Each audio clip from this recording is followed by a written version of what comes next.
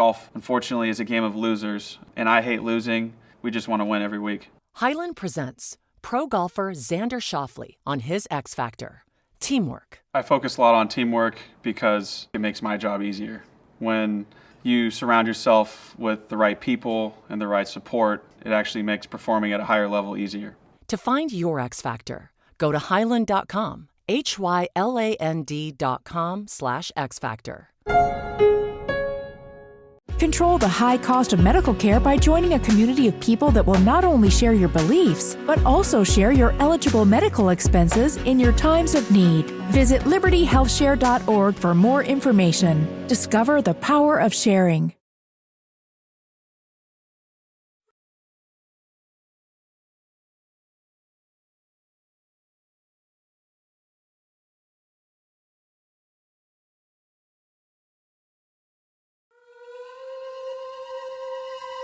The angels on the line, the angels on the line, the angels on the line. Good people, good people.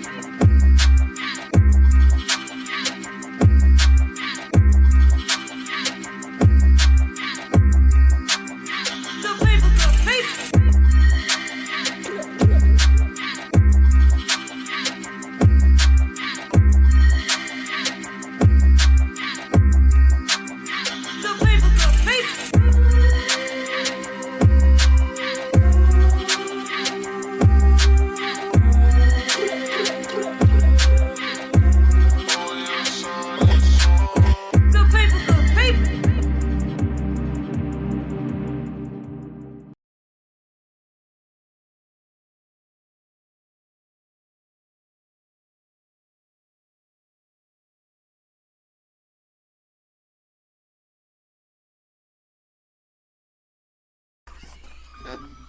What's going on, good people? Boy, today is a day. Good people, good people. We gonna start it running like that, all right?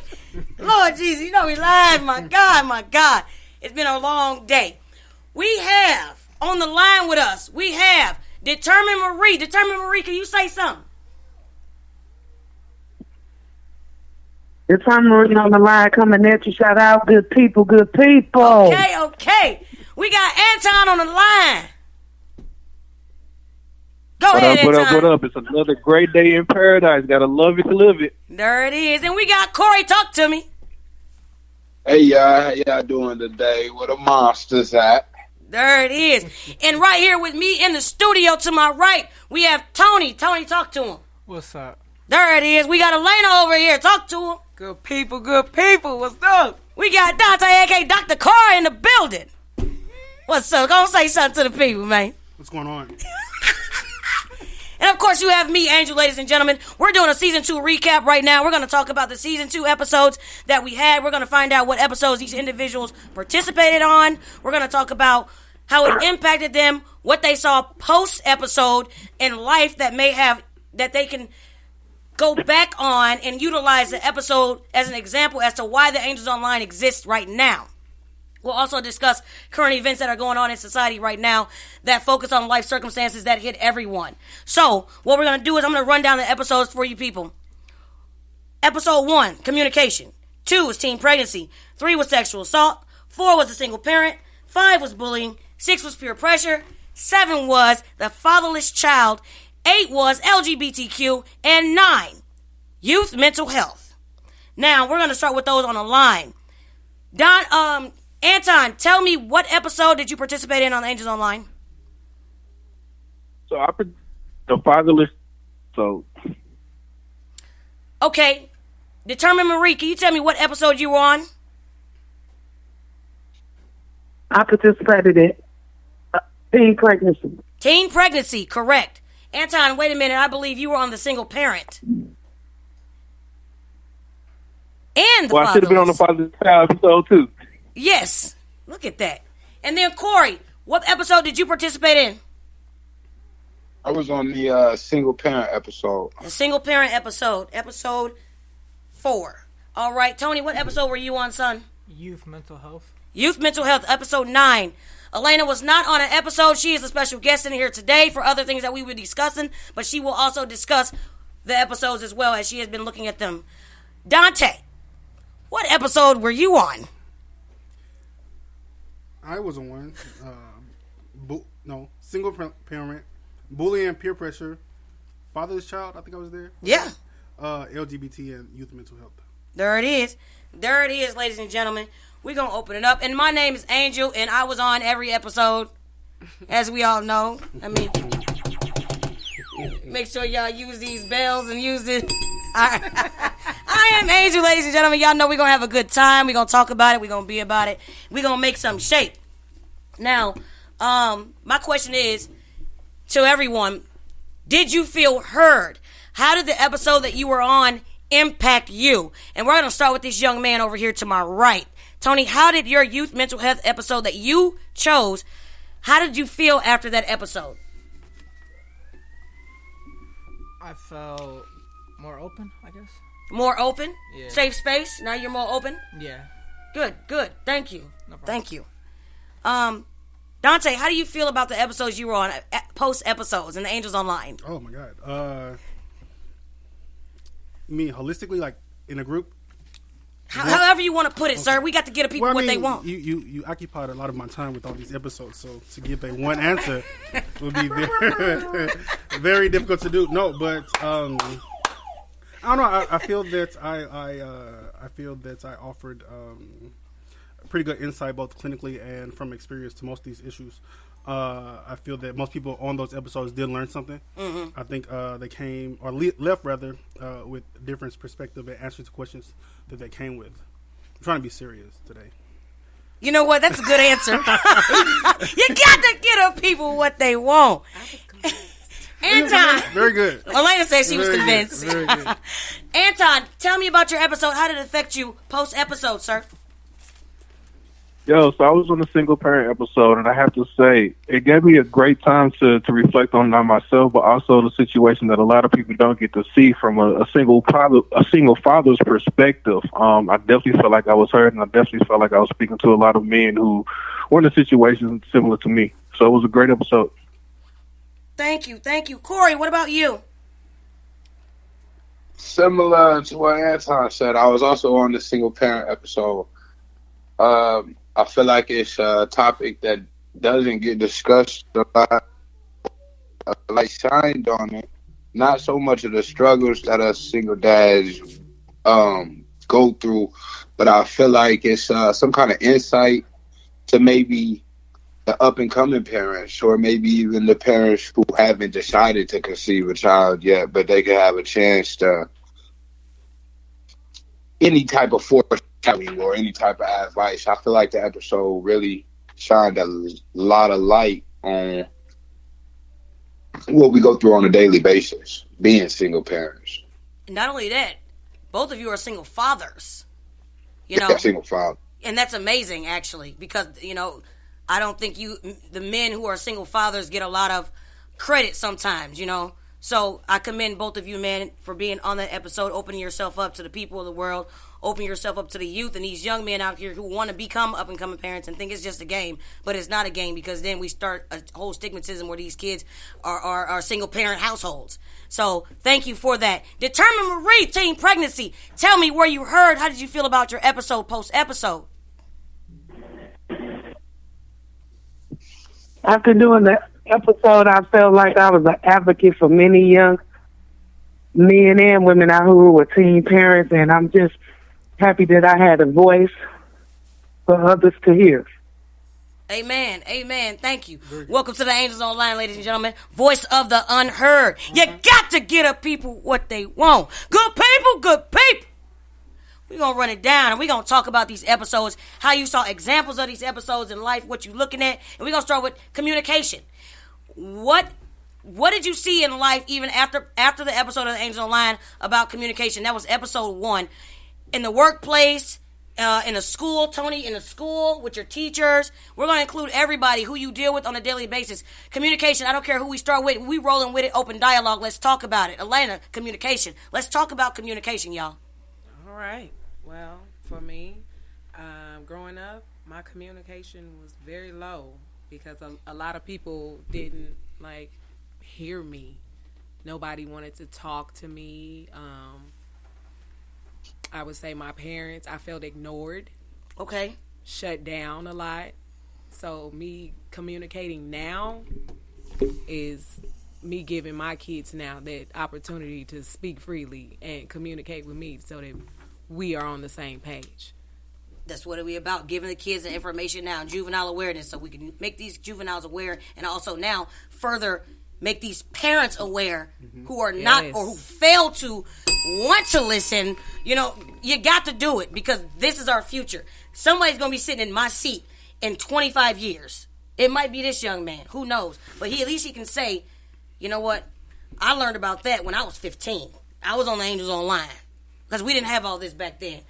Thank you for sharing that. Anybody else want to talk about communication, what you've dealt with, what you've heard, what you've seen in regards to communication in the workplace? I feel like you're looking at me because you want me to talk. Oh, no, you're just in front of me. Oh, no, not necessarily in the workplace because I run it, right? I'm the boss, so I don't. People want to listen when I talk. But in my personal life with regards to communication, I always feel like I'm perfect, right? But I know an area that I lack in is expressing myself, right? Because I feel like so often I just talk and then people listen and do what I say. But when it's a different type of communication when you're expressing what you feel, right? Come on. You know, because you open yourself up to it's bilateral. Come you on. Tell them how you feel. You expect a response. So transparency. I've been trying to get better on expressing the things that make me mad, right? Make me sad. And then in turn also make me happy, right? So it's very difficult to do that. I find myself having to convince myself to do it, like check myself, so to speak. So like if I feel myself getting upset, whereas my natural reaction would be to just, you know, say whatever, right? Right, and just shut down and pursue the silent treatment. Ooh. But I'd be like, you know what? Come on, Doc. You know, express that, you know, this person don't deserve that. Because what happens is, I don't have kids, but I know that as parents, like, you know, we like to do the silent treatment. And I know how clinically how a child receives that. So there's implications that come along with that. But I won't get into that. But I'm trying to be more vocal in expressing the things that piss me off. Right, you know, or make me happy. So to speak. I love it. Yeah. I'll go last. Anybody on the line? Anybody on the line?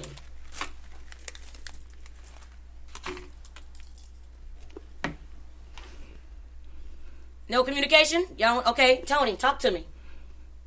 How's communication? How's it looking for you? Good. It's good. Talking to Mike, sweetheart.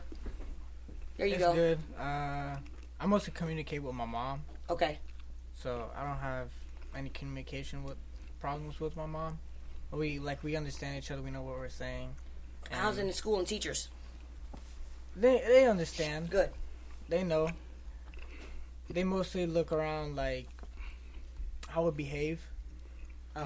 They're not really into like if we're really like how can I say like socializing with everybody else because you know people have different friend groups. Some people don't have same classmates and stuff like that. But overall, it's good. Good. Communication, I deal with it 24/7, 7 days a week, all day. Everything that I do is communication, whether it's at the work or the Angels Online. My job is to communicate. And what I try to do a lot of times is listen because that's what I advocate for, a voice of the unheard. So that's one thing I try to do better. And even in all my relationships, you know, everybody you deal with is a relationship. And if you don't understand what a relationship is, I need you to look it up. Because it's imperative to know what it is. And every relationship, the communication will be different. And the vibes will be different, you know. And so my job is to make sure I understand the relationship that I have with that individual in particular so that way I can communicate effectively with them. And that they can understand me and I understand them. I want to receive their message. I want to listen to it and not just listen to respond. I want to listen to digest what they're saying and understand it before I respond, you know. And so that's a big thing. In the workplace and everything, and when I'm talking to kids, you know, I want to hear what you have to say. They have something to say. They may not be able to articulate it like him, because they need about 5 more years, or like you, you know what I mean? But I know what they're saying. I can take what they're telling me and put it in adult terms and say, this is what they're trying to say, and they need to be heard, and I'm going to acknowledge that. So that's important.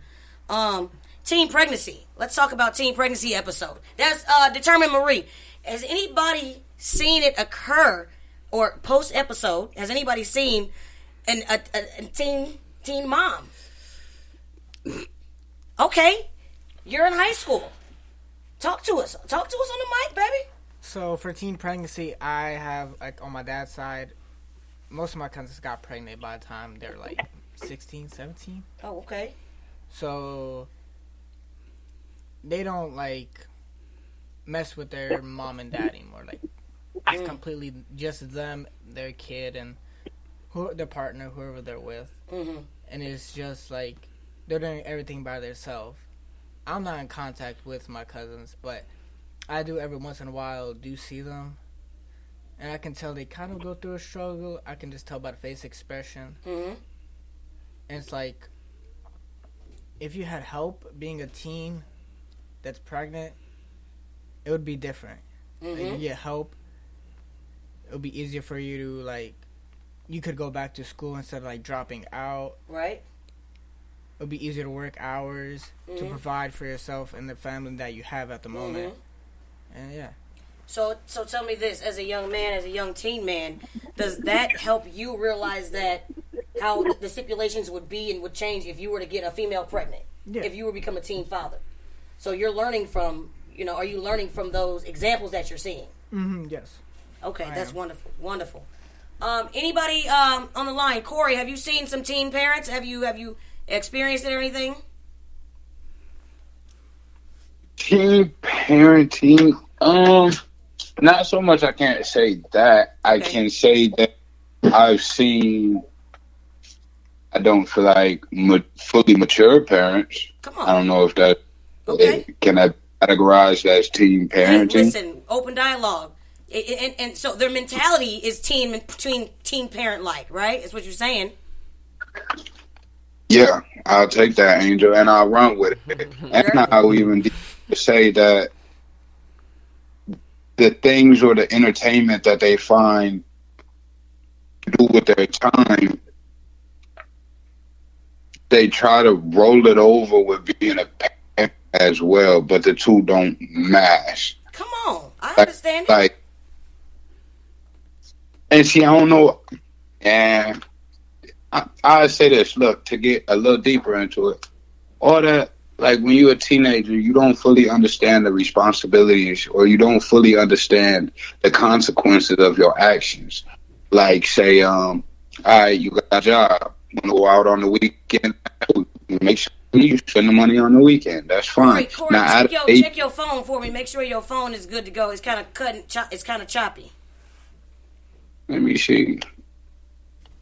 Well, he's checking that. I'll go. Go ahead. I'll start by. You back on? I can hear Go you. ahead, Anton. You can cut in. I was just saying, like, the party lifestyle or the entertainment, how you find entertainment for yourself when you're younger or when you're in your 20s. We'll even go as far as that, but the mentality is for yourself more so. Responsibility of adding a child into that equation. Like, you can't go do all the stuff that you wanted to do, even if it's something minor, like just hanging out with the boys or something. You can't do that. I mean, you can, but it won't be the same once you add a child into that equation and once you become a parent. I got you. Thank you. Dante was about to chime in. Go ahead, Dr. Carr. Yeah, I was going to speak to the situation that you and I both encountered. Yes. Come on, let's talk about it. When the young lady was determined to sign up. So, good people.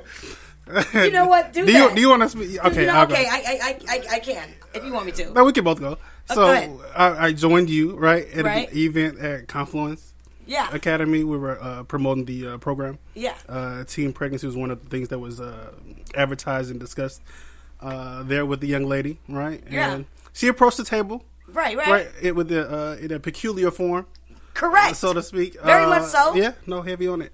And we asked her, the suggestion and observation was made that her stomach was protruding a little bit further out than the norm. The norms, right? So naturally, the question would be posed, hey, young lady, right, are you pregnant? Or whatever. And she said, no. Right. And immediately I said, oh, no problem. Well, we have this program that we're trying to start, and we discussed teen, we discussed pregnancy, I sign up. Immediately. So Let I'll sign us up. know that she was interested in whatever help that she can get. She was interested in whatever knowledge, skills, abilities, whatever we could bring to the table. She was ready for it. Okay. You know, so you know what because once she said no, we said, okay, no problem. Well, this is what we're offering. Here's further information because it's for any and everybody. We're going to prepare you like we're preparing Tony. I'll sign up. You know, so we just, you know, it worked out that way. But we witnessed it. This is but it just speaks to the stigma of she was obviously too embarrassed to admit the fact that she's pregnant, despite the obvious signs. So she was. Oh yes. Yes. Oh yes. But who knows before we got there how she was talked about, you know, back to how communication. How her house, her structure at home is she being judged, you know, all these things that create someone to shut down, that cause someone to shut down, you know, and so that's why, you know, we have a safe space. Anton or Determined Marie, do you have anything? I'll give you a few seconds. It looks like there's a delay on our phone system, so I'm gonna wait a couple seconds for you. Hey, I'm here. Are we still talking about the communication topic, or are we switching up? We switched to teen pregnancy, but I don't think you got any examples of seeing any teen pregnant people? Yeah, I've seen that consistently. You know, in our culture, teen pregnancy is a big thing. It's almost considered a norm at this point because our culture is so hypersexualized. So I think the biggest thing now is education towards it, making sure that the young ladies and the young men make the right decisions now. And I love the fact that you had the episode because you can be a voice of information at the minimum to, you know, to teach those struggles, to teach those different situations being exposed helps one child to, you know, make a better decision is a great deal. So yeah, I think education on everything is much better. I think as a culture we have to stop hypersexualizing our children. Come on, somebody better talk to me.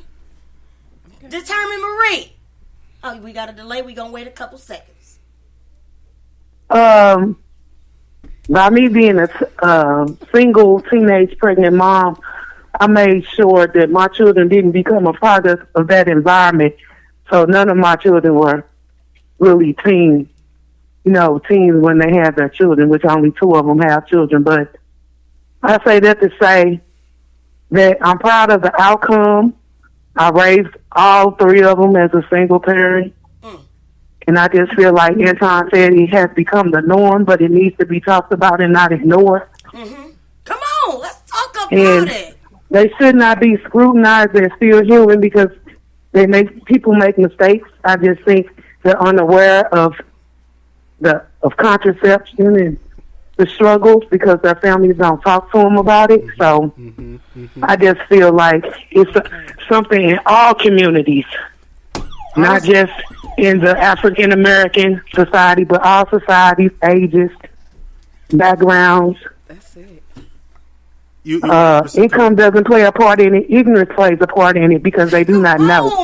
So we teach our children better to do better. Correct.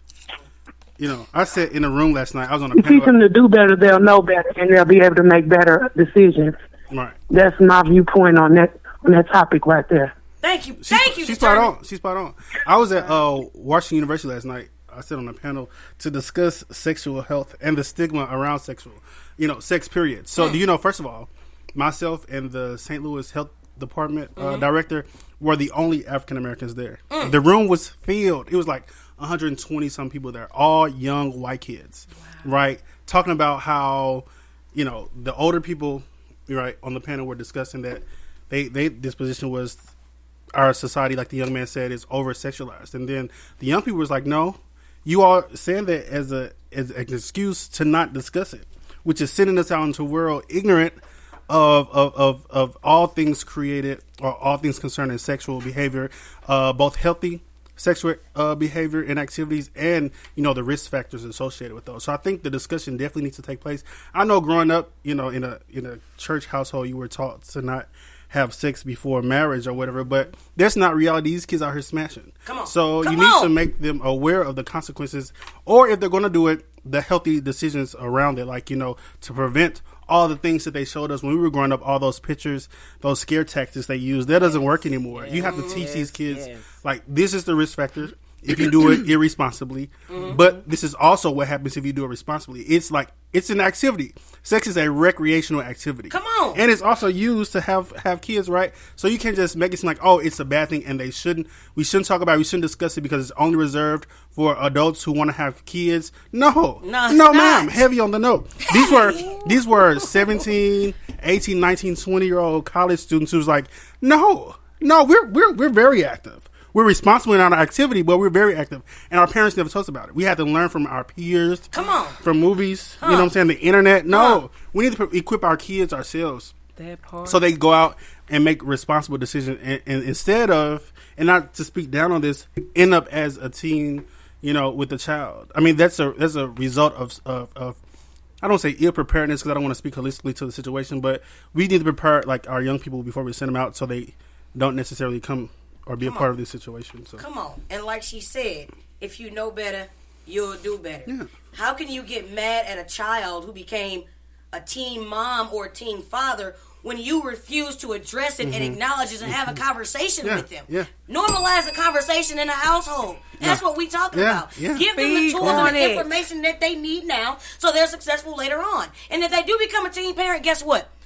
They already know what the heck they getting ready and getting into because you already told them. A decision was made. If I'm giving you the information now, it is now your responsibility. You have to take accountability for your actions. That's it. That's all. That's it. If you ready to lay down, have fun, because he said it's a recreation. It's a recreation. I'm not having no kids. Well, yes. I'm having recreational activity. Okay? I don't have no kids. Very. It definitely is. I mean, come on. I mean, wait, I don't want to. Let's move on. We digress. We'll move on. Let's move on. We'll move on. Now let's talk about, we'll go back, because Determined Marie mentioned this, how she was a single parent. The single parenting. That episode right there, that and the fatherless child episode, we can go with it all together. You know what I mean? Because I'm looking every day at kids ages 5 through 10, 5 through 9, who are either a single parent household or a fatherless child. And these are little kids. And it affects them. The single parent, these mothers, they struggling. Because a lot of times it is the mother. Rarely is it the father, which is why I commended these two men with us right now. Because these single parents, let's think about your child want to be active, right? Sports, band, dance, all these things. But you got to go to work, right? In the morning, they go to school. You get out of school, now you got to take these kids to practice. But wait, you also have to prepare dinner for the other kids who are not in these extracurricular activities. You also have to provide transportation that you might not have. So now you have to create connections with the people that play on the team as well. And it takes a village. If it gets that far. If it gets that far, because that's if the parent doesn't give up and be like, listen, I ain't going to be able to do it. Correct. I can't afford to do it. Yep. I ain't got no ride. I ain't got no help. Where your daddy at? This is life. And these single parents, and let's hope the single parent ain't a drug addict. Let's hope the single parent's not a drug addict, and then it goes on to the kid. So then when the kid go to school, this single parent, the kid get in trouble at school. I can't come pick him up. I can't come get him. We got 1,600 kids in this school, ma'am. We need you to come pick him up. But you can't pick him up, but you're not providing that structure at home, and you want to do your own extracurricular activities and send this kid to school like this is our responsibility to raise him. No, it takes a village. We will help raise him because we're here to teach him. That's what school's about. Look here. Go ahead. Somebody can chime in on a single parent. Talk to me, fellas. Anton, I want to start with you. Yeah, let me. I was coming for you. You already know I was right here. I'm ready. No, baby. Come on. It's on the tip. I like the men. So the reason these men a platform, baby. Come on. The reason I love tapping in on that episode is, like you stated before, a lot of the times, 89% of the time, it's the women who are keeping the men out of the situation for one reason or another. But I think what we need to teach our culture for sure is that the dynamic of a father and a mother to the child is needed. Both parents are always needed. There's so much that you can get from your father and so much you can get from a mother that most people don't seem to understand. It's like almost psychological what they absorb from us. I can use a prime example. I was just talking to a young lady, and we were talking about children, and she let her son go live with her father, and a lot of people were shunning her for that. And she said that she realized at 8 years old, oh, he's about to be developing and he's growing faster than I was expecting. So he's about to start becoming a man, and there's lessons and there's energy that I can't teach him. She said she tried to intimidate her son, and he's almost as tall as her, so, he looked at her like she was crazy. And that level of intimidation alone, every boy knows this, and every man can tell you to this day, there's always that intimidation when it comes from a boy to a man. There's a level of intimidation that a woman will never be able to possess.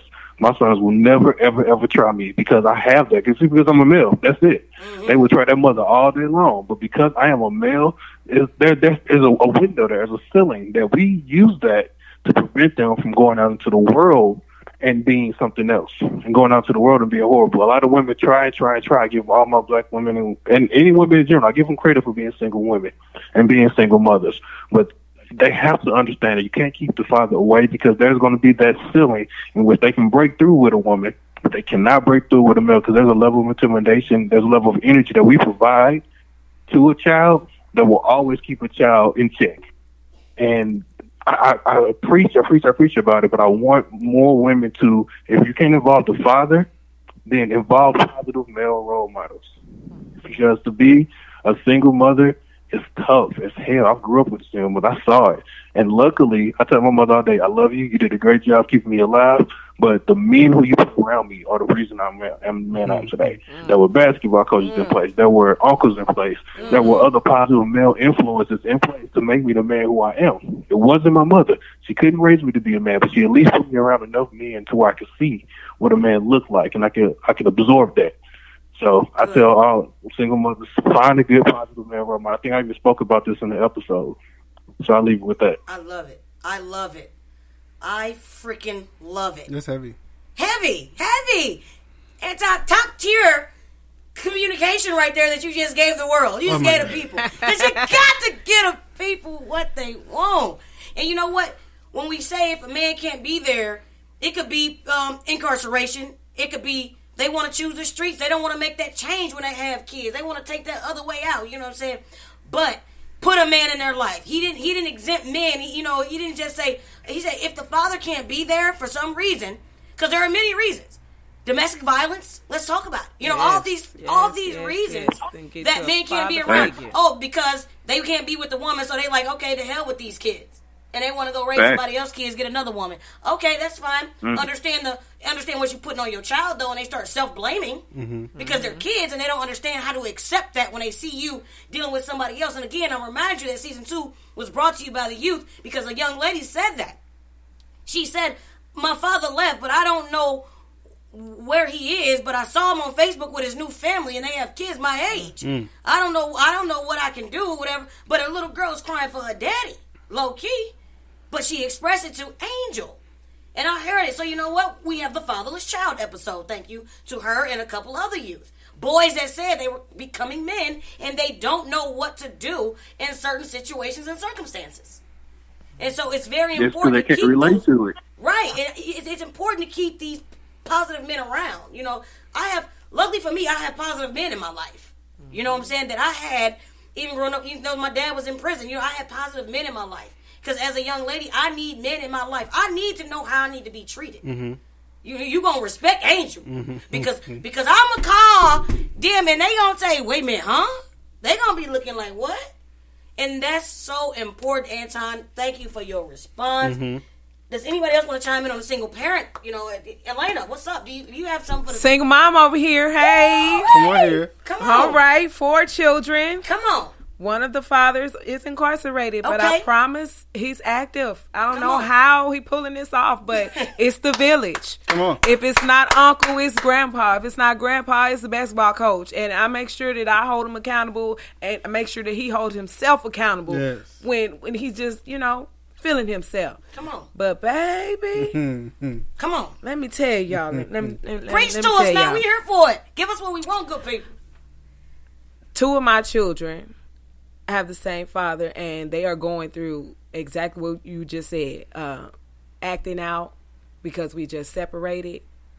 And of course we don't notice it, but I just want to put out there for everybody who is just ending a relationship to make sure that you all still show your kids that you can still play the get along. Come on. If you just show them just that much, that, okay, while we're around, we're cordial. Now, you can hate me tomorrow, dislike me whenever, but make sure that you all are on one accord when it comes to your kids. Stop allowing these men to be missing out because you're upset with them. Allow them to be in, because you can't play both sides. This is I hate to see this, but I see it a lot. You want to play victim, but you want that man around at the same time. Pay for this, pay for that. I want you to pay for all these, but you can't see your baby. You ain't doing. I want you to come get them when I want you to, Terrible. but when you need them, I'm not giving them to you.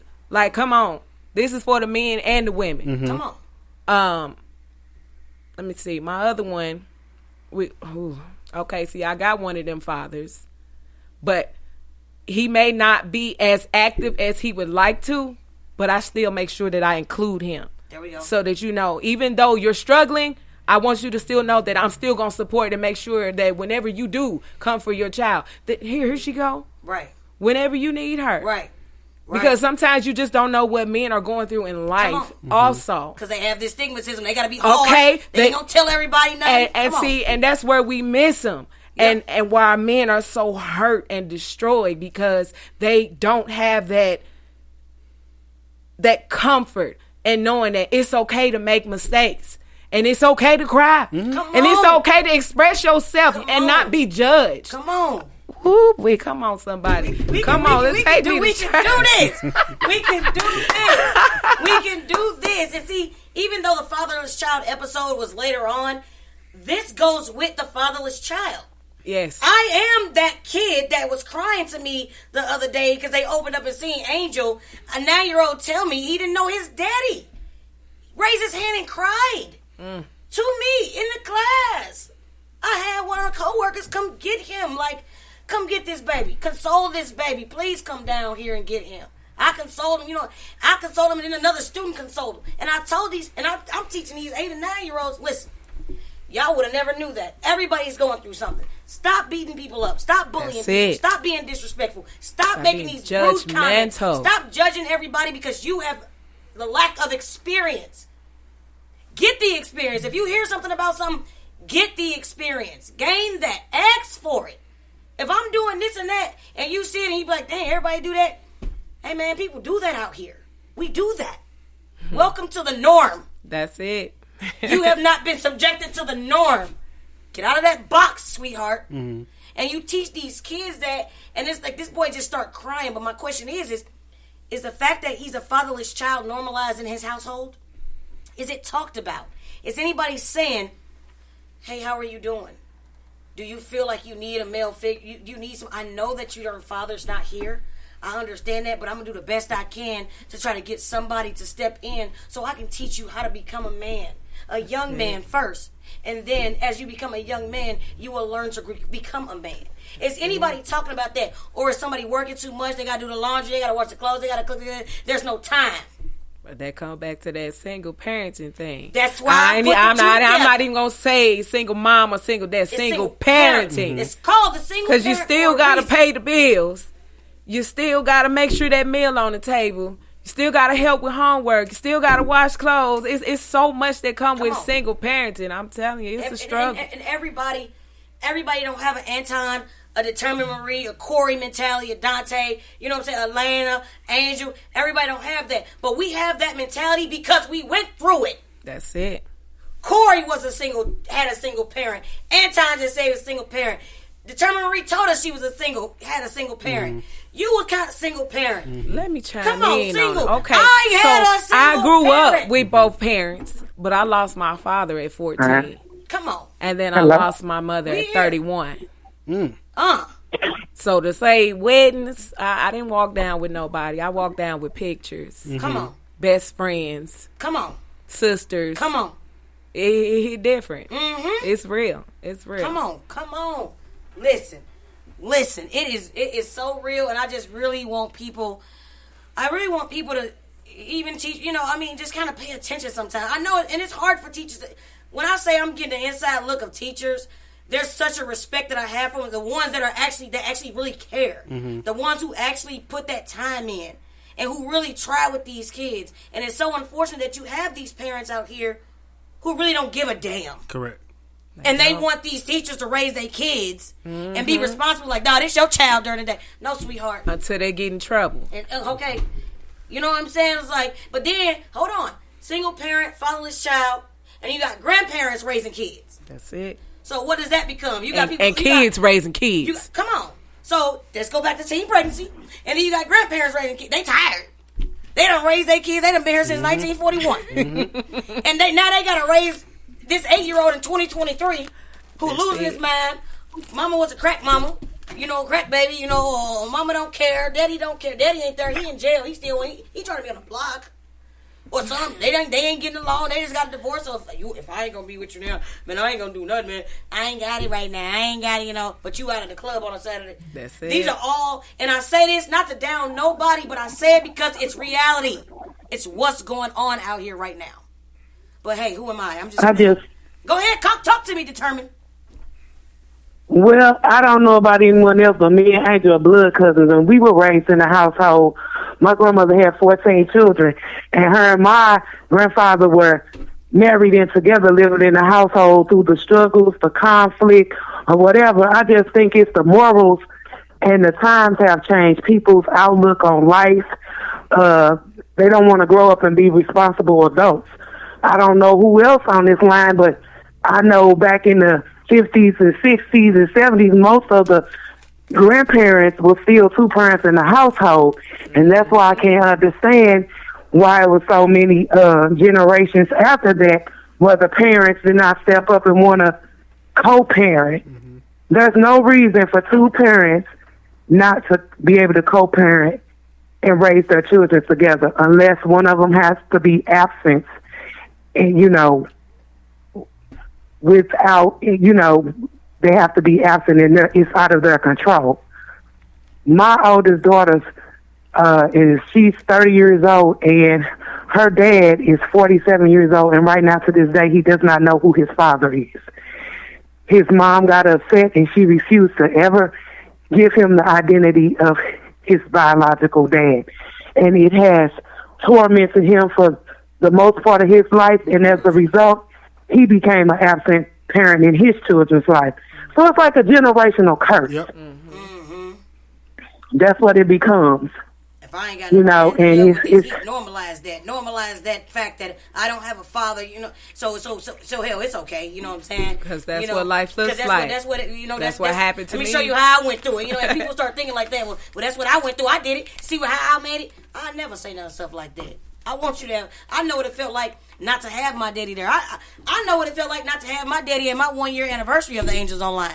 Mm-hmm. Where you at, clown? Mm-hmm.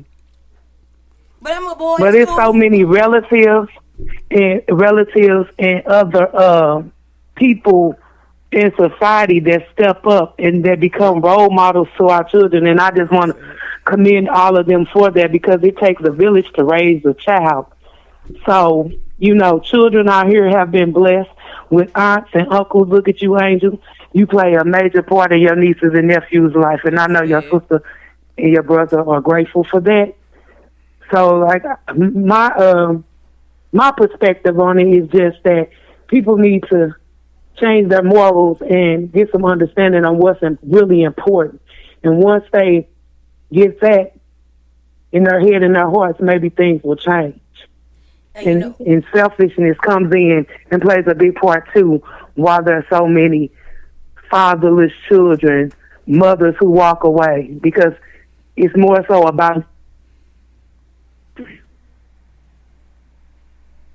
Say that again. What we missed, Peaches? It's more so about. I said it's more about being selfish than selfless. Mm-hmm. The reason why there's so many single parents out here, so many fatherless children, motherless children, for whatever reason, parents they want to be vengeful, they want to have vendettas, it don't work out like you all. I'm just piggybacking off of that. It's more of selfishness, not thinking about the need of the children or more of their needs. The reason why society is the way it is. It's just a lot of selfishness. And to piggyback off that, I'm going to go back when Corey said that teen pregnancy, you got adults out here who have teen mindsets. Mm-hmm. Mm-hmm. And, you know, that's what Peaches was just, Marie was just talking about. You know, it's like, grow up. Mm-hmm. Mm-hmm. Ain't no reason y'all can't co-parent. Correct. Get it together. It's not about you. It's about these kids. When that school call, they should be calling you, and they should be calling that father. If y'all got to go up there together, y'all work together like a tag team. That's it. For this child. That's what it need to look like. It need tag team back again. You know, that's okay. I almost was ready to drop it like it's hot. Because I was excited. I was ready. You was ready? I was ready. Elena was ready. I was ready. So, y'all got to tag team with these babies and let these kids know, no, my mama, my daddy. Kids are proud to say my mama and my daddy. Mm-hmm. Yes. They are so proud to say that. If you don't understand that, I look at their face. No, my mama, no, I go with my daddy. No, my daddy come to get me. There's a say-so everywhere. I see daddies picking up kids, dropping off kids. Mama's coming. No, my mama coming today. Oh, we got to take the bus today. I love it. Yep. Mm-hmm. I love it. But look, let's go. Let's keep it pushing. Bullying. Y'all, bullying. Bullying. It has led to so much out here. This topic it's needed, but it's just so disgusting. Can we tie bullying, mental health, and the current events all together? That's what we're going to do. Dante, do it. Go ahead. Start it up. No, go ahead. We're going to do that. We're going to tie these topics together, okay? So bullying. Okay, let's give some examples. Post episode, anybody see examples of bullying? And it comes in all ways. Mm-hmm. Corey, do you see examples of bullying at work? Elena I just saw it today. Okay. Walking out of my door, a man is beating down this girl's door trying to get in. I mean, bust the windows out, the screen, pushing the door open. I'm sure her head's probably busted at this point, but it's real. Like, I was just in disbelief. I wanted to call the police, but as I picked up their phone, they was already pulling up. That means somebody else saw what I was seeing. Mm-hmm. Bystander effect. That's it. Tony, high school student. Talk to us about it. Let us know. It's worse in high school for bullying. It it's gets worse? too far. Talking to that mic. If it's in-school bullying, it will get stopped. But if it's outside of school, it won't. Because either they know where you stay or where you're going to be or who the people you hang out with. Is all around not a good environment because either the bullying ends up getting to a point of them wanting to being suicidal or to them even taking other people's life from it. Come on. Mm-hmm. Like, just recently at the high school I'm attending at, on Halloween, there was a student who went to the school. He's 18 now. He passed away on Halloween due to a setup from a female. And it was occurring drama between 4 other people. That's also part of the bullying. It's like, you gotta involve other people to do this to a person that has nothing to be involved with. And just all around messed up. Wow. Did you know that individual? I seen him one time, but that's about it. Got you. Didn't really know him like that. But everybody talks about the bullying. Everybody talks about it, right? It's funny because Dr. Carl said in the bullying episode, actually, he stated that all the kids know what's going on. They know who's being bullied, you know. But sometimes teachers and people don't find out, so the media puts it out there till there's a mass situation. He said that in the episode, you know. Said it in the episode. And unfortunately, it manifested. It manifested, literally. At, you know, Central Visual Performing Arts. Elena is an alumni of that school. Tony's got friends that go there. I had students that go there. Dr. Carl has people that went there. I taught there. He taught there. I taught there. You know, so it affected everybody with that. You know what I'm saying? It affected everybody somehow. But afterwards, you know, it always comes out afterwards, you know. Like, oh, this person was... and then everybody's always surprised. Oh, my God. How? They're surprised. You know, the young man... and I don't want to give this too much energy, right? But the young man was very descriptive in the stuff that he was experiencing. And even before his 4 years of his high school, you know, he experienced in middle school. One of his middle school teachers wrote an op-ed in the Post-Dispatch describing the situations that he had went through. So I'm like, okay. And then she, did the whole, I wonder if I could have done anything, And I'm like, young lady, you let him get 4 years away from you. Right there You let him to get 4 do years away something. from you. And then some of the other, I know a young man who teaches there, and he was like, yeah, we knew. But they just assumed that it was resolved and it wasn't an issue anymore because the young man graduated. No, I look at it, and this is probably not the most politically correct thing to say, but I look at it from the victim's perspective and the perpetrator's perspective. You have to understand.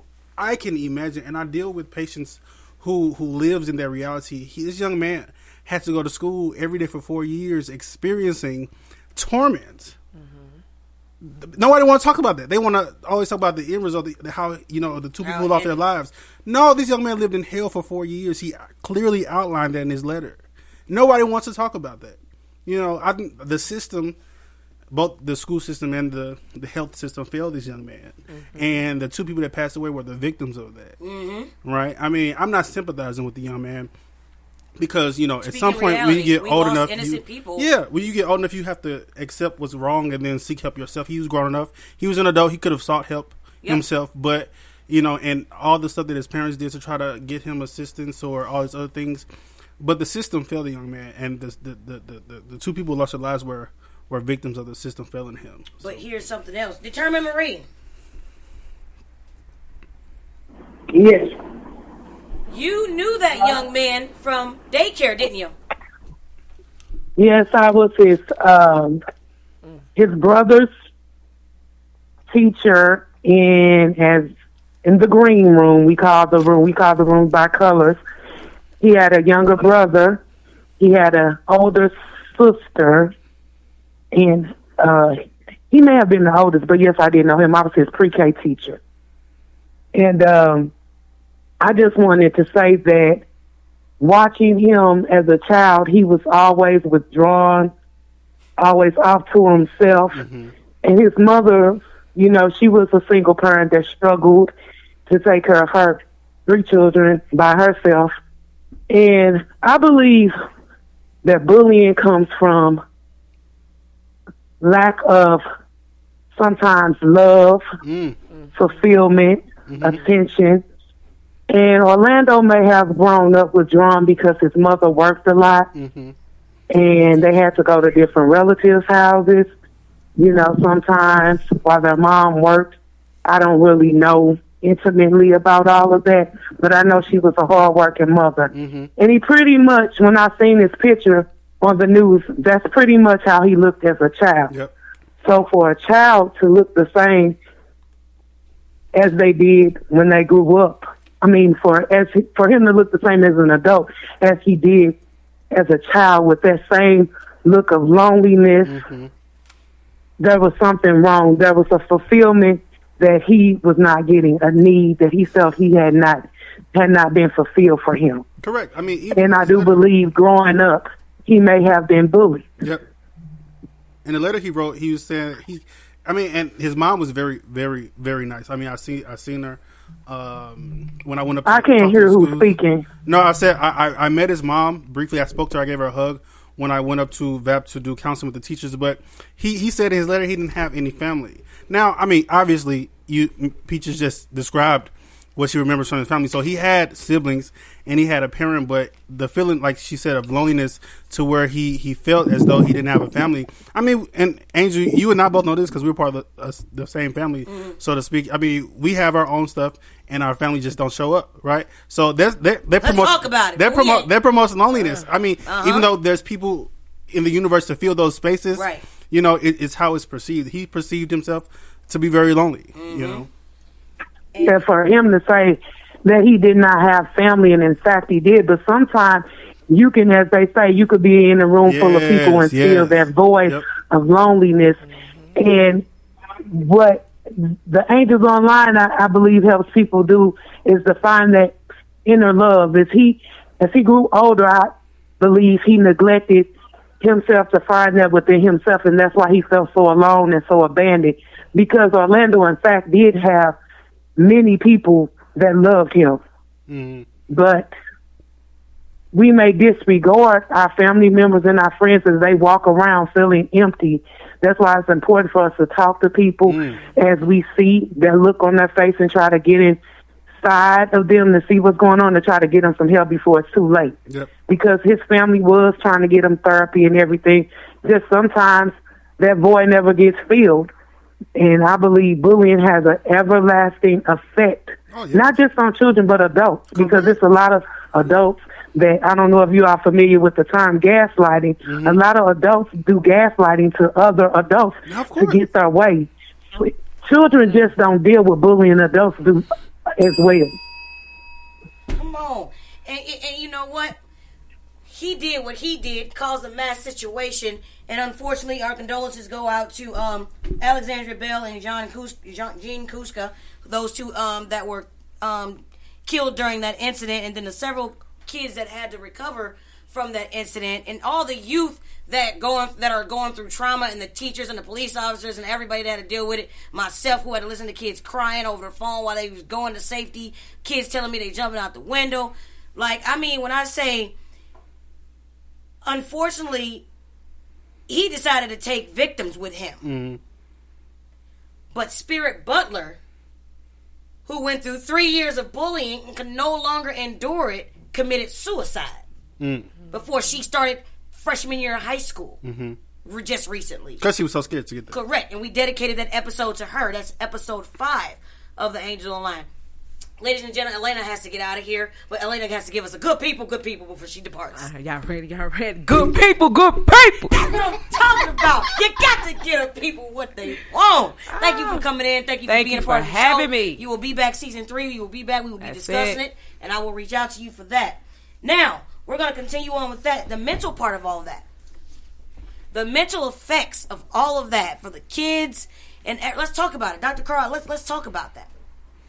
Well, I mean, like Pete just said, I mean, you know, there's lasting effects. You don't recover from bullying. It's not like, you know, losing weight where you lose it and then it's gone, you know, for some amount of time. You remember that? No, for sure. It's trauma. People who bully people, bullies grow up to be adults who bully, and victims of bullying grow up to be, you know, victims of bullying as adults. Like you see, like gaslighting, like you said, is very real.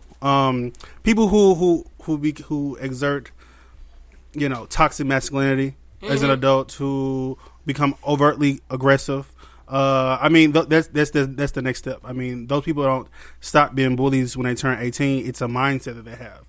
I mean, and it could be easily described as a mental illness. Somebody who would have the desire to coerce people, hurt people. Yeah, there's something wrong. You know, there's definitely something wrong with that. Control over people and what they're doing. But you have to find the root of those things. And Correct. people Correct. don't just be bullies when they walk out the door of their homes. Root cause analysis. Correct. Something's behind that. Yeah, 100%. Something is behind that. And the mental is so affected when it occurs to someone, because if you remember at the age of 30, you know, I was bullied back then, it affected you. Correct. It affected you. You're not just going to get away with it. I remember how I was, and I remember, you know, I did these things because I didn't want to be bullied, or I didn't want to be mistreated. Yep. You know, you do certain things because you get tired of it, and if there's no one there to talk to you about that, you're going to try to figure out your own way to fit in. Yeah. You're going to try to figure out your own way to get through these issues. And if they're not addressed and you're not able to openly talk about it, it will affect your everyday living and your relationships with people around you.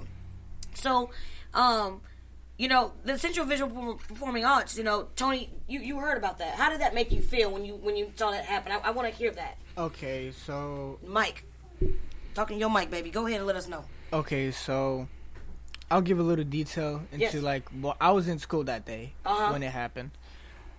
And it's probably like a 7-minute drive from the school. From CPV Central. Yeah. My school went 20 minutes into lockdown right after it happened. Everybody did, yeah. And from what we were hearing, we weren't supposed to be told what was going on. But I had a teacher that pulled me and a couple other people out due to us goofing off. And they were like, it's a serious situation going on, that there is a school shooting going on.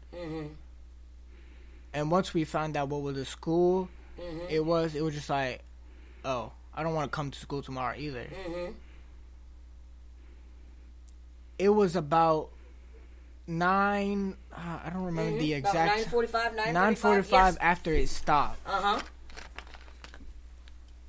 My school was fully surrounded by cops. Mm-hmm.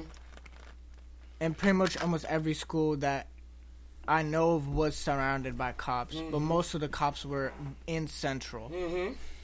Due to of how big the building is and what floor he was on. He was on the 3rd floor. Mm-hmm.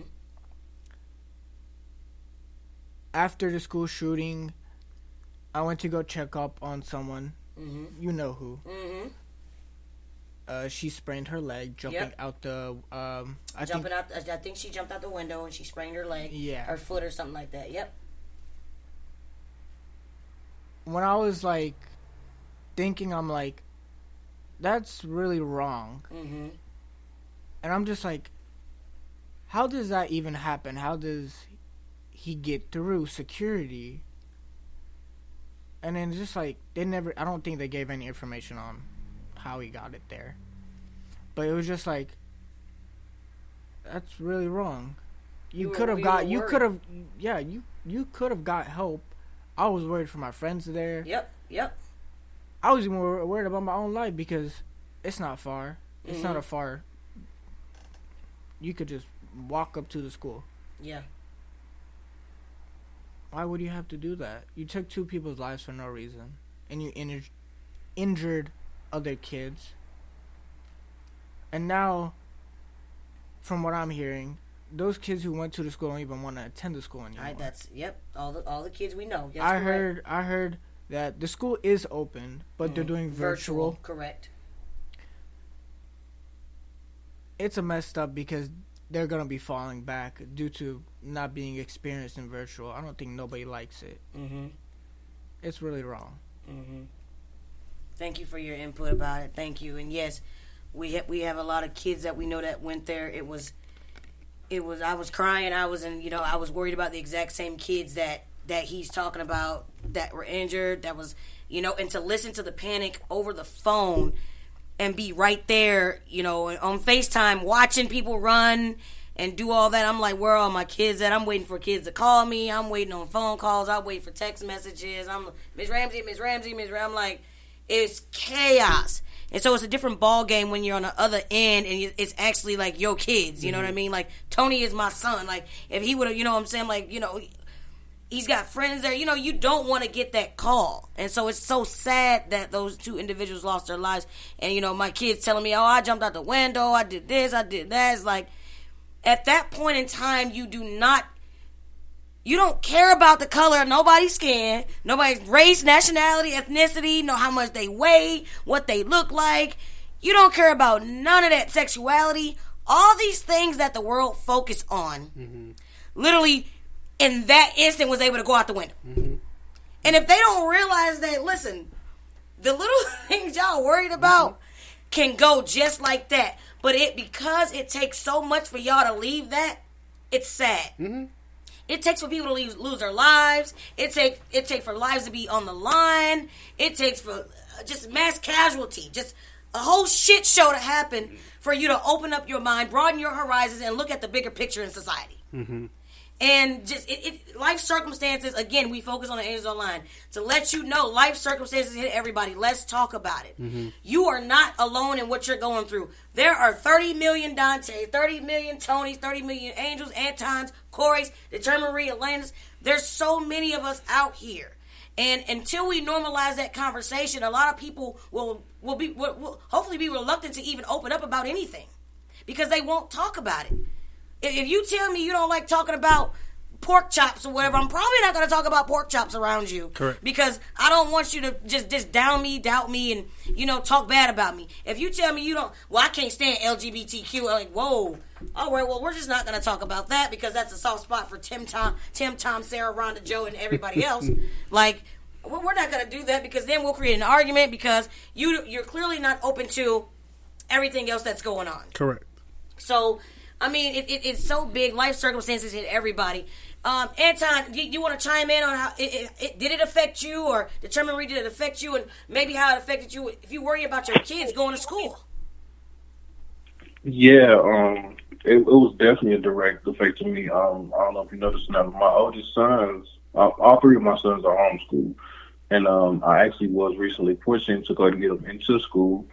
Me and their mother was having a conversation, and even in that, once I saw these different school shootings and stuff like that, it made me take a step back on even wanting that. Even my daughter's kindergarten, her elementary school, I get a phone call one day saying that there's two suspicious people and they got police on scenes and they believe there's a shooting threat. I'm like, elementary school?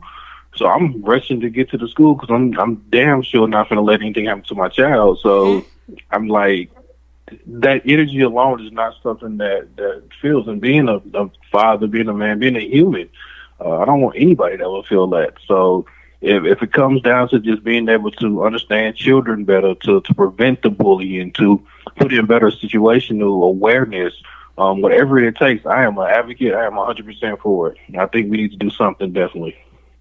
That's what I'm talking about. Determine Marie, what about you? Or Corey, either one of you want to chime in on this school shooting that occurred at all? And you know what? I'm going to further say that... Go ahead, Determine Marie. I didn't hear the question. Did you repeat the question? No, I said, did you want to chime in on that school shooting? Did it affect you? I know you have grandchildren. When you heard about that situation at Central Visual Performing Arts? Well, like as I was saying, like about, I don't know if it was like 2 months ago, my grandchildren go to an elementary school in Illinois, I think it's Lifeside, and they sent out text messages about people, there was some people that was inside the school threatening to do something, and it's a very scary situation because it's like I said, people that's been through pain, they sometimes want to bring pain to others. And that's that selfishness again. Pain brings pain, and it also brings information. When people are in pain and they want to harm others, they look up on how to bring about that harm. And I feel like we can't always be on the front line knowing everything that's going on, but there are signs and symbols for the conscious mind, and I think we need to pay better attention to what's going on out here as a whole, because some of these things, these school shootings could have been avoided because there were signs, like in the case with Orlando in the Central, the high school on Kings Highway. His mother warned the police that he had that weapon. The weapon was confiscated from him and given to a relative, and then later on given back to him by that relative. Because there's laws that are in place that need to be changed as well. Everything coincide on and things can go hand in hand. Because if there was a law in Missouri that he was too young to even have that weapon, or what was the need for him to have that weapon if it had been questioned, those senseless killings at that school could have been avoided. Correct. Yep. And we just had, situations happen everywhere, because we just had on Sunday, November 12th, a student at University of Virginia opened fire on several students, and he killed 3 UVA players and injured some. So from what we hear, there's no motive, but we send our condolences to those kids, Devin Chandler, Lavelle Davis Jr., and Deshaun Perry, and the other kids who were injured, hopefully a speedy recovery. But this is happening. That was high school, and then it went off to college literally a month, not even a whole month later. It's crazy. So it's terrible. And we really just need to look at life circumstances, and we need to look at everything, how we talk to people, how we deal with people, how we make assumptions, how we handle situations. We need to reevaluate how we address a conversation. What you say might cause trauma to somebody. Correct. What you might say it might bring pain. It might seem normal to you, but it might bring pain to the next person. Normalize an open conversation. Dig deeper in the conversation. Talk about your feelings. And if you're not comfortable talking about your feelings to people, find people you are comfortable talking to them with. Correct. And if you gotta hang out, you don't know, you might meet somebody tomorrow, and that might be the person that you need to be with all the time. That might be your change for life right there. For real. You don't know. It don't take a year, 2 years to know if somebody's better for you than the person that you've known for 10 years. Correct. In a certain aspect of life. I don't care how long I've known you. If somebody enters my life and I recognize my energy is literally gravitating towards them, It's a wrap. it's a wrap. The hell with that. My growth, development is important. To me first. Their growth development might be important. I might be a valuable asset to them. Do I call them using me? No. I want to hang around somebody that's trying to do better, that's doing better than me. I'm trying to learn. I'm trying to be great. You know, and so I think all those things are important. Treat people how you want to be treated. We got so much going on out here. Man, this is season 2 recap. Tony, do you have any lasting words for anybody before season 3? Just you want to tell them to be ready for season 3. You're going to be back. You got anything for the youth that you want to talk about? Protect your mental, anything. You take your time. Take it. It's not a rush. And if Dr. Carl want to go first, he can. Also, his rush. Got it. Corey can go first. You know? No, I mean, I would just say, make sure we're using kind words to people, right? We never know what people are going through. Come on. Your word might be the straw. They break the camel's back on turning that person down and getting them to do something viral, right? Protect your mental space, first, right? Surround yourself with people that is an addition and not a subtraction. Come on. In addition and not. Come. Hold on. You gotta be ready. You never know what I'm gonna say. You gotta keep the applause ready. No, just for real. All those things are important. I mean, as we get ready for season 3, or even if you don't catch season 3, as you go about your daily lives, I mean, you have to understand that you're the only person living in your head. So you got to make sure that you create that safe space for yourself to live in, right? Boom. Anton, anything for the people.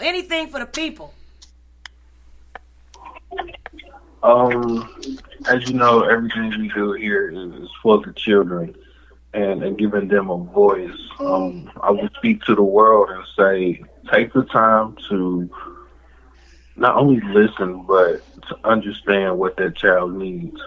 I've learned as I mature and develop different relationships with different people, everybody needs to be loved differently. Everybody needs to be cared for differently.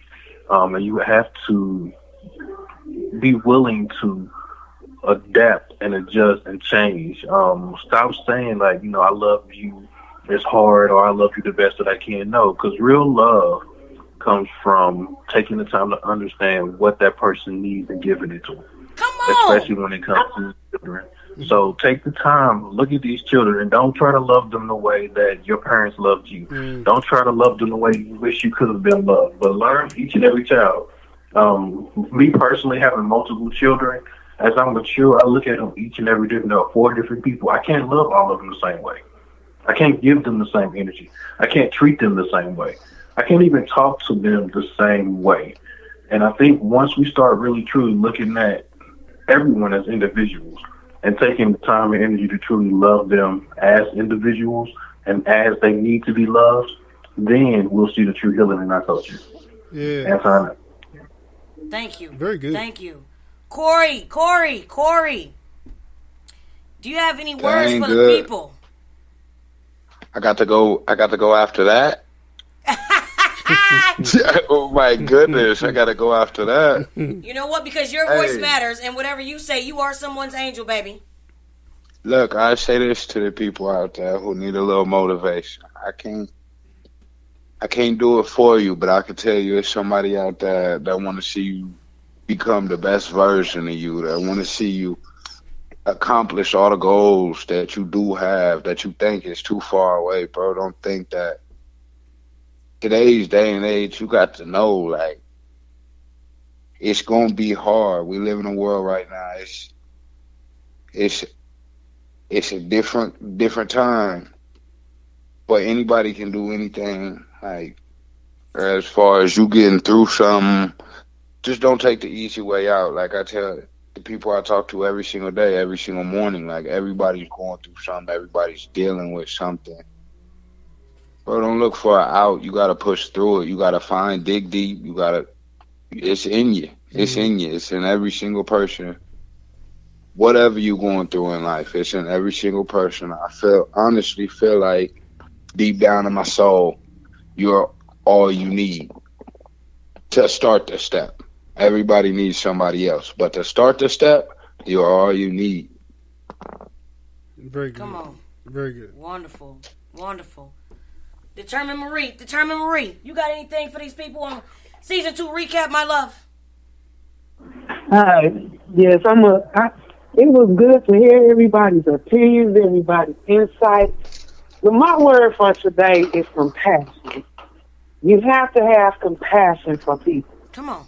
And that comes with having effective communication. A lot of people say, I want to be heard, but start listening to people. Come on. Be an effective listener, just like you are a speaker. There's power in the tongue, and you have to listen to people. This way you'll know how to interact with each and every person that you cross paths with. Compassion. Have understanding for what they are going through, who they are, what they represent. Have respect for them in their space. And love. You can love from a distance. Mm-hmm. Even if you calling or text and see how your family members are doing, your friends are doing, or just associates, that can help a person go a long way. Mm-hmm. Like, I'm always being blamed for being so distant. But if I call you and you don't answer, I'm going to try to send a text. I'm trying to get better at showing people that I love them, even though I'm far away, because that helps. People need to know that they're thought about, they're loved, they're respected, and that they're being heard. That's what Angels Online is all about. That's Voices unheard. That's it. That's all I have to say. Thank you. Very good. Tony, you have anything? Check on your loved ones. Talk to the mic, man. Talk to the mic. Check on your loved ones. That's all I gotta say. But I'm for sure gonna be back on here. There it is. My word is everything that everybody else said. It's their voice. I'm just here to listen. I'm just here to give the platform. I say a lot to the people all the time. You know what I'm here for. You can go to the website at theangelsonline.org. You can message me if you want to talk to any of these people at info@theangelsonline.org. I want you all to love one another, to be great. Love on people. Tell them you love them. It's okay to love and kiss on people. I'll tell you that much right now. People love affection. Show them that you love them. Show them that you care. I can show you better than I can tell you, baby. Life is short, and we just living a dream one day at a time, keeping it magical. And y'all know I'm going to have everybody. Everybody got to say that good people, good people. So we going to start with Corey. Corey, come on.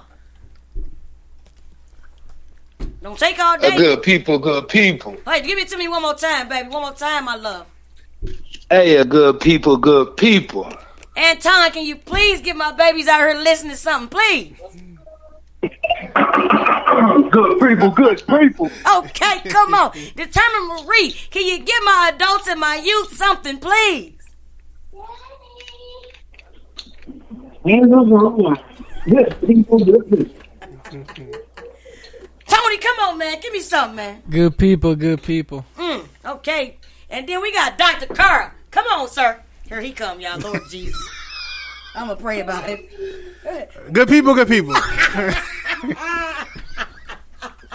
We have a good time with that, ladies and gentlemen. This is the recap of the Angels Online. I am Angel of the Angels Online, CEO and founder. If you want to reach out to me, info@theangelsonline.org. Instagram and Facebook at The Angels Online. YouTube at The Angels Online LLC. And y'all know what I'm going to leave you with, baby. Good people, good people. You got to give the people what they want. Stay connected to what matters. The Commerce Bank Connect app lets you connect with a real banker when and how you need to, because we're built for personal connections. Commerce Bank. Challenge accepted. Visit us at commercebank.com/connect. Peloton's best offer of the season is here. Get up to $300 off accessories when you purchase a Peloton bike, Bike Plus, or Tread. Choose from a variety of accessories like our cycling shoes, a heart rate monitor, non-slip grip dumbbells, and more. If you've been looking for a sign to join Peloton, this offer gives you everything you need to get going. This limited time offer ends November 28th. Visit onepeloton.com to learn more. All access membership separate. Offer starts November 14th and ends November 28th. Cannot be combined with other offers. See additional terms at onepeloton.com.